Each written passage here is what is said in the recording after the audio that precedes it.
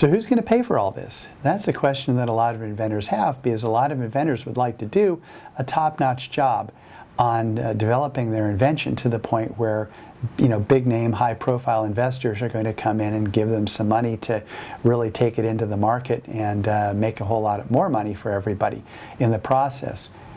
How do you as the inventor try to prepare for this? You need to come up with money.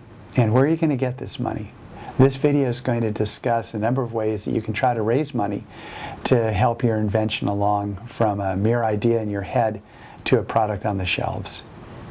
So the first place that a lot of inventors think about looking for the money to make this all happen is with investors. Now, unfortunately, the investment landscape has changed considerably over the last 5 or 6 years. 10 years ago or so, we were in the middle of a great real estate boom, and anyone who owned a house had like $250,000 or so burning a hole in their pocket. And so as an inventor, it was much easier to approach somebody and say, hey, you want to, lend some of that $250,000 to me for my startup? And it was much easier to get money back then. Well, half a decade into this wonderful recession that we seem to be coming out of, but still are not completely out of, it's much harder to get investment money because investors are getting much pickier about who they lend money to. So as an inventor, you want to do a really good job preparing for the investor meetings so that you can convince the investor that yes, indeed, they should invest in both you and your invention. Now, investors can range from angel investors who are individual people who have money to lend to groups of angel investors to things like venture capital groups to hedge funds. And these are all people or groups of people who are willing to lend money to a startup in exchange for either an expected very nice rate of return on their money over the next 5 to 8 to 10 years, or people who would like a chunk of your company in exchange for lending you the money. Now again, 8 or 9 years ago, it was much easier to get these people to invest in a startup. Now they're really going to want to see that you've done a really good job preparing to market your invention, and so they're going to look at all the things that we've included in our videos on preparing a good business plan and things like that. But suffice to say that now you really have to be prepared before you approach a potential investor, and they're going to want to make sure that you have all your ducks in a row. So among the things they're going to be looking for, they want to make sure you have a solid business plan that shows that you've thought about all the things that you're going to have to overcome to sell your product. They're going to want to know if you've got a prototype made, if you've had any engineering work done on it, and who's done the engineering work. They're going to want to make sure that you've got your intellectual property in place. They're going to want to see copies of your patent applications before they invest money. They're not going to be happy if you just tell them, well, I've got a patent application filed and I'm sure it's a good one. They're going to want to make sure you've had a prior art search done before you filed for patent protection, and they're going to want to see a copy of that prior art search. They're probably not going to take your word for it either, and they're probably going to do their own prior art search as well, just to make sure that they think you have a reasonable shot at getting a patent on your invention.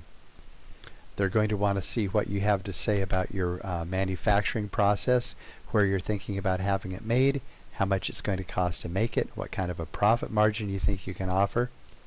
So one thing I always tell inventors is that when you're thinking about approaching investors, you can't hide forever, and they're going to call your bluff on anything that you haven't done a good job preparing for. So you might as well do a good job from the beginning.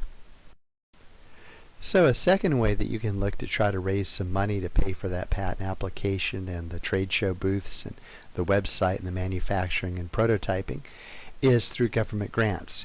Now, as with investors, the government is going to want to see a solid business plan and make sure that you really have a chance to succeed.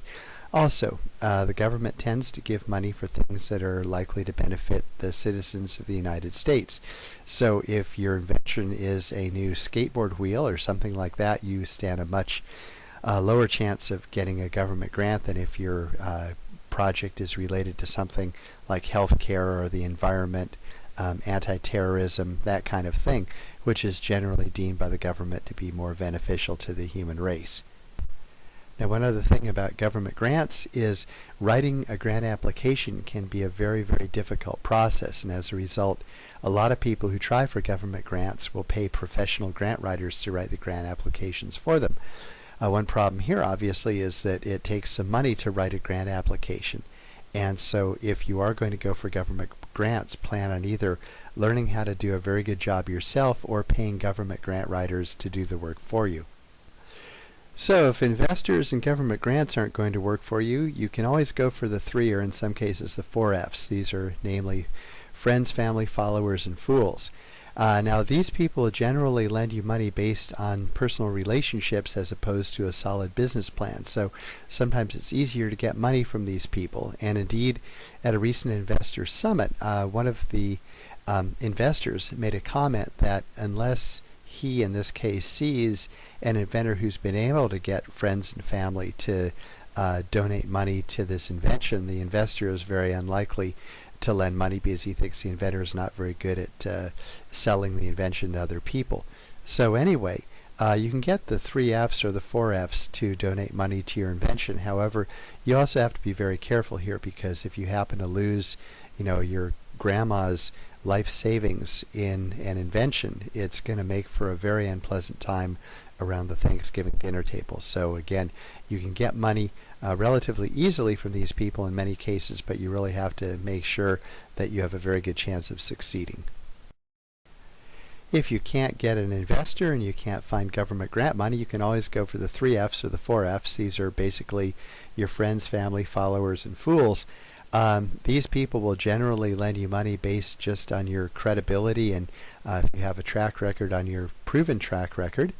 This is as opposed to investors and government grants, where either the investor or the government is going to want to see that you've really thought this idea out very well. Generally, the 3 F's don't require quite so much proof. At the same time, losing your aunt's retirement savings in an invention is going to make for a very rough time around the Thanksgiving dinner table. So you've got to be really careful about borrowing money from these people unless you have a really legitimate chance of succeeding. And last but not least, you can always pay for it yourself. And I've seen a number of inventors who've succeeded by being very smart about how they spend their money, and managing to make some products, selling some, and then either turning it into a manufacturing business or indeed licensing out the technology to somebody else.